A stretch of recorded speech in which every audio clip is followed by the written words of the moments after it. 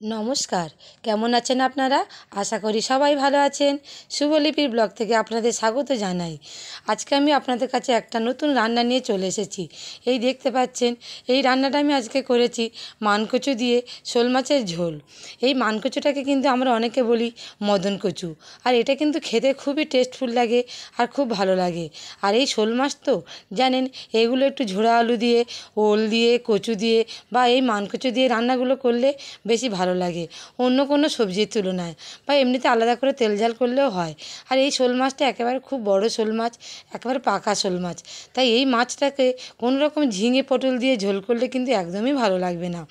এই মাছটাকে একদম রান্না করতে হবে এই ধরনের মাটির নিচে জিনিস দিয়ে, এই ঝোড়া আলু, ওল, কচু এইগুলো দিয়ে। আর তার জন্য দেখেছেন আমি একটা বাজার থেকে কত বড় মানকচু কিনে নিয়ে এসেছি, আর অন্য কিছু তো পেলাম না, ঝোড়া আলু আর ওল। তাই ভাবলাম আজকে এই মানকচুটা দিয়ে এই শোল মাছটাকে রান্না করা হবে। তাই সকালবেলা উঠে আজকে বসে গেছি এই মানকচুটাকে পিস পিস করে আমি কেটে নেবো। আর এই মানকচুটাকে কিন্তু অনেকভাবেই রান্না করা যায়, যেমন মানকচু বাটা, মানকচু তরকারি, গরম ভাতে কিন্তু যে কোনো রকমভাবে রান্না করা যাক না কেন, খেতে কিন্তু খুব ভালো লাগবে। কিন্তু আজকে আমি ভাবলাম মানকচু দিয়ে এই শোল মাছের ঝোলটাই রান্না করা যাক। এই দেখুন, পিস পিস করে আমি এগুলো কেটে নিয়েছি, আর এগুলো নুন দিয়ে আমি একটু প্রেসার কুকারে সিদ্ধ করে নেবো। একটু নুন দেওয়ার ফলে যদি কোনো মানকচু একটু গালটা কিটোয়, গলা ধরে, তাহলে কিন্তু এইভাবে রান্নাটা করলে আর গলা ধরবে না। আর এই জলটা ফেলে দিতে হবে, তাহলে এর ভিতরে যে লালাটা থাকে সেটা কিন্তু একদম বেরিয়ে যাবে। তাই আমি একটুখানি নুন দিয়ে এই প্রেসারে সিটিটা মেরে নেবো। একটা সিটি মারলেই কিন্তু যথেষ্ট হয়ে যাবে, বেশি দিলে আবার একটু সিদ্ধটা হয়ে যায়। আর এইভাবে রান্না করাটা কিন্তু আমি প্রথম এই বাড়িতে যখন বিয়ে হয়ে এসেছি আমার শাশুড়ি মায়ের কাছ থেকেই শিখেছিলাম যে মানকচুটাকে এইভাবে রান্না করতে হবে। আর এই কচুর তরকারির জন্য আমি আদা জিরে এখানে সব এই বেটে নিয়েছি শিলনোড়াতে।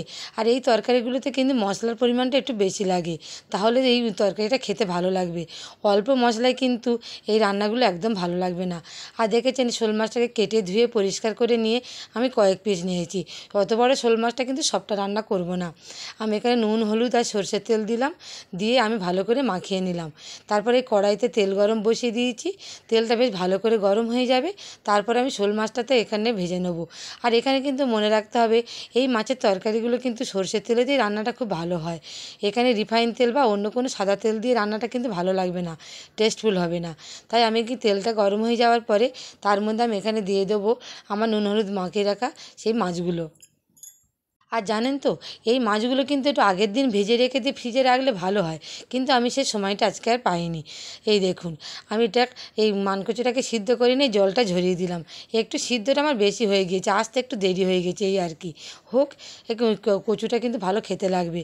আর যে কোনো এই ধরনের মাছ রান্নাতেই একটুখানি এটা ভেজে রেখে দিলে আর পরে খেলে কিন্তু এই মাছের টেস্টটা ভালো হয়। আর তা যাই হোক, আজকে আমি সরাসরি এই শোল মাছগুলো এই রান্না করছি। একটা একটা করে এপিট ওপিট করে বেশ ভালো করে লাল লাল করে আমি ভেজে নেব। আর এই শোল মাছের রেসিপি কিন্তু আপনারা অনেক রকমভাবেই জানেন। আপনারা কিন্তু খেতে জানতে চাইলে আমার এই পেজটিকে ফলো করবেন, এক এক করে সব আসছে। এই যেমন শোল মাছের তেল ঝাল, শোল মাছের অন্যান্য অনেক তরকারি। এই দেখুন, আপনাদের সঙ্গে কথা বলতে বলতে আমি কিন্তু শোল মাছগুলোকে সব একটা একটা করে ভেজে নিয়েছি। আর আপনারা কে কোথায় থেকে দেখছেন আর এই মাছটাকে কী নামে ডাকেন অবশ্যই কিন্তু বলে থাকবেন। ওই গরম তেলের মধ্যে আমি এখানে 5 ফোড়ন আর টমেটো ফোড়ন দিয়ে দিলাম। এটা ভালো করে বেশ নাড়াচাড়া করে নেবো, যাতে টমেটোটা বেশ একটু নরম হয়ে আসে। আর তারপর আমি ওর মধ্যে দিয়ে দেবো আমি একটুখানি নুন, একটু হলুদ আর সেই আদা জিরে বাটা, সব মশলা একসঙ্গে দিয়ে বেশ ভালো করে আমি কষিয়ে নেবো। আর এই মশলা যত বেশি ভালো করে কষানো হবে তত কিন্তু তরকারিটার টেস্টটাও খুব ভালো লাগবে। এর মধ্যে এক এক করে আমি নুন হলুদ দিয়ে দিচ্ছি। দেখতে পেয়েছেন মশলা থেকে একটুখানি তেলও ছেড়ে দিচ্ছে। আর অল্প একটুখানি সামান্য চিনিও আমি এখানে দিয়ে দেবো। দিয়ে একসাথে বেশ ভালো করে আবার মশলাটাকে এখানে কষিয়ে নেবো। মশলাটা বেশ ভালোভাবে তৈরি হয়ে যাক, অল্প একটু জলও আমি দিলাম যাতে না পুড়ে ওঠে। তারপর আমার সিদ্ধ করে রাখা এখানে সেই মানকচু আর আলুটা এখানে দিয়ে দিচ্ছি। হ্যাঁ, অবশ্যই কিন্তু লঙ্কার গুঁড়োটা এখানে পরিমাণ মতন দিতে হবে। আর এই তরকারিতে কিন্তু একটু বেশ ঝাল ঝাল হলেই বেশ খেতে ভালো লাগবে, একেবারে কিন্তু আঝেলো তরকারিটা এখানে খেতে ভালো লাগবে না। এই সিদ্ধ করে রাখা কচু আর আলুটা আমি এখানে দিয়ে দিলাম। এটা তারপর আমি কিন্তু পাশে একটা গ্যাস ওভেনে গরম জলটাও বসিয়ে দিয়েছিলাম। এখানে আমি কোনো রকম ঠান্ডা জল ব্যবহার করব না, এই গরম জলটা দিয়ে দিচ্ছি। তারপর আমার তরকারিটা বেশ ভালো করে ফুটে গেল। কচু রান্না করার সময় কিন্তু কখনোই ঠান্ডা জলে দেওয়া ঠিক নয়। এই সব মশলাটা কষিয়ে নিয়ে আর তারপর গরম জল দিলে যে কোনো তরকারি কিন্তু স্বাদের একটা অন্যরকম মাত্রা এনে দেয়, আর খেতেও খুব ভালো হয়। এই দেখেছেন তরকারিটা আমার বেশ ভালোভাবে ফুটে যাচ্ছে।